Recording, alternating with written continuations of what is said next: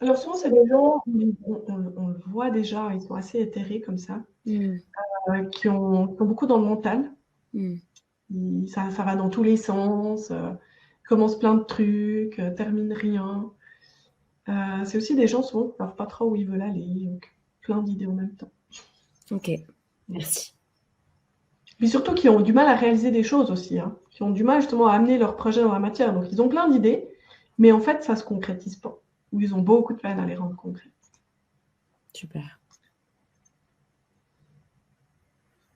Si ça vous dit, je vous donne quelques tips, quelques points de départ, parce que le but aussi de cette conférence, c'est vraiment que vous repartiez déjà avec quelque chose de concret, hein, de comment tu peux tout de suite commencer à intégrer ce temps à ta vie. Okay.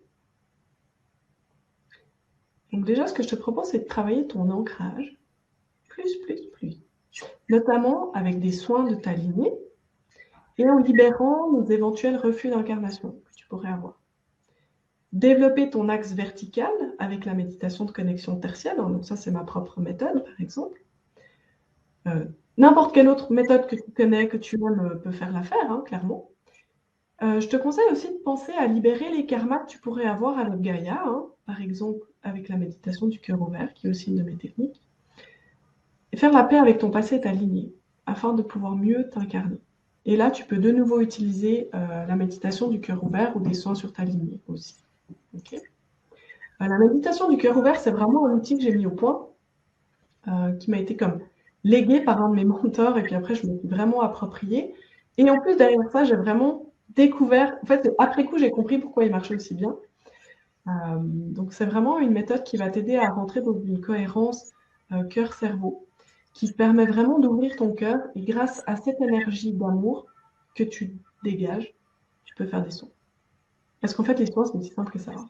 Vraiment. Ensuite, on a le temps de l'être. Le temps de l'être, c'est vraiment un temps pour créer, si on résume, c'est un temps pour créer un match énergétique entre toi et tes désirs. Okay.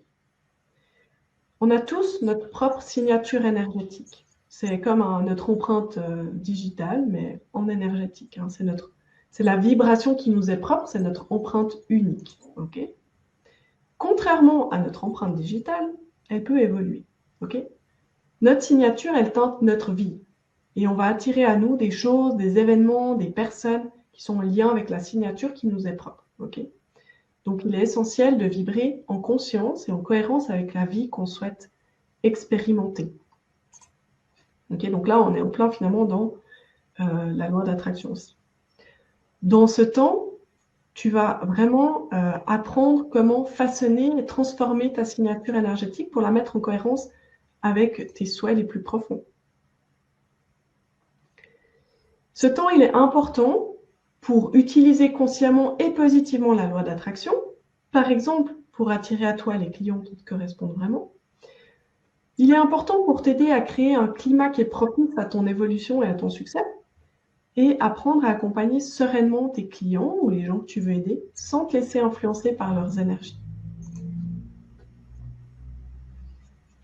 Et puis, tu peux commencer à intégrer ce temps dans ta vie. Par exemple, je te propose d'observer dès à présent tes pensées et soigner ton discours avec toi-même et avec les autres. Okay. Je te rappelle que le verbe est créateur et que la pensée est énergie. Fais un travail sur ton chakra de la gorge pour libérer et activer ton feu du verbe. Okay. Les mots ont vraiment un pouvoir. Les mots ont une fréquence, ils ont un pouvoir. Et si tu arrives à libérer et activer ton feu du verbe, c'est comme tes mots vont avoir encore plus d'impact. Et je te conseille aussi que tu vas surveiller encore plus les mots que tu utilises. Okay. Soigne ton taux vibratoire. Hein. Ce que tu manges, ce que tu penses, ce que tu crois, ce que tu écoutes, ce que tu dis, ce que tu vois, les lieux et les gens que tu choisis de fréquenter. Tout ça a une influence sur ton taux vibratoire. Donc, bon, je ne vais pas te faire un dessin, mais tu peux dès aujourd'hui commencer à voir un petit peu, ok, comment je me nourris, est-ce que ça me fait du bien, quels vêtements je choisis de mettre, quelles croyances j'ai adoptées, etc. Apprends à te relier à des émotions hautes, avec par exemple la méditation du cœur ouvert. Développe un état d'esprit co-créateur co-créatrice. Et soigne ton état d'esprit. Ça, j'ai envie de dire, on peut le faire même quand on n'est pas un thérapeute ni thérapeute en devenir. Ah oui, en fait, ces 4 temps, moi, je les emploie à la fois pour aider les thérapeutes à se former, mais aussi toutes les personnes qui viennent me voir, qui veulent avancer dans leur vie. Je travaille de la même manière, en fait. Parce que c'est un socle. C'est une base. Juste question, mais toi, c'est des enseignements que tu n'as pas forcément vus dans les enseignements classiques de soins énergétiques? Enfin, c'est pas quelque chose qui y a forcément toujours. Je suis pas sûre si je comprends vraiment bien ta question, mais en tout cas, je l'ai jamais vu.